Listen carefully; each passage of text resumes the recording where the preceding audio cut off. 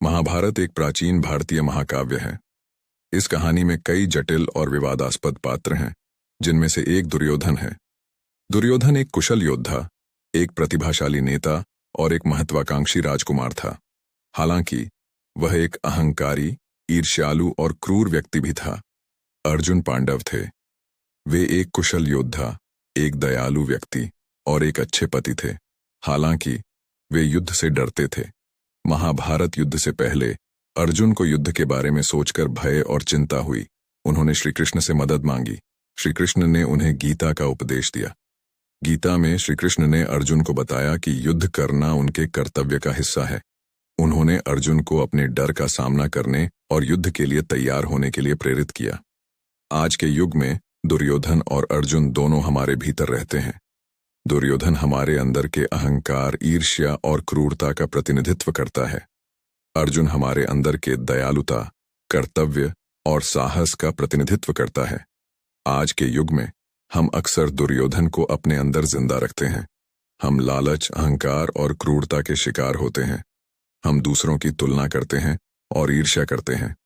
हम दूसरों को नुकसान पहुंचाने के लिए तैयार होते हैं। जब हम दुर्योधन को अपने अंदर जिंदा रखते हैं तो हम अर्जुन को जगाना भूल जाते हैं। हम अपने कर्तव्यों को भूल जाते हैं। हम साहस खो देते हैं। हमें अर्जुन को जगाना चाहिए। हमें दुर्योधन पर काबू पाना चाहिए। दुर्योधन को कैसे हराएं? अपने अंदर के अहंकार को पहचानें। अहंकार दुर्योधन का सबसे बड़ा हथियार है। जब हम अहंकार से ग्रसित होते हैं तो हम दूसरों की बात नहीं सुनते हैं। हम अपने गलतियों को नहीं मानते हैं।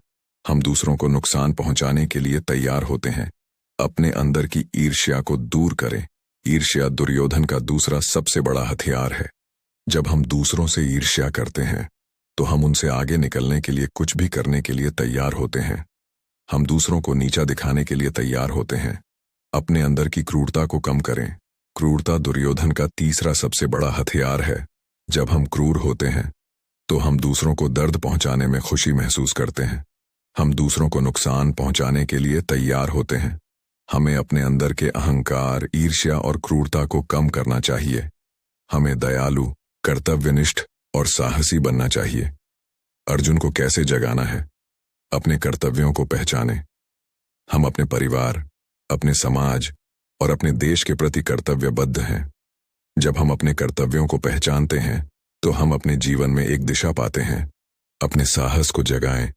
साहस के बिना हम अपने लक्ष्यों को प्राप्त नहीं कर सकते हैं। हम अपने डर का सामना नहीं कर सकते हैं। अपने अंदर के दयालुता को बढ़ावा दें। दयालुता के द्वारा हम दूसरों की मदद कर सकते हैं।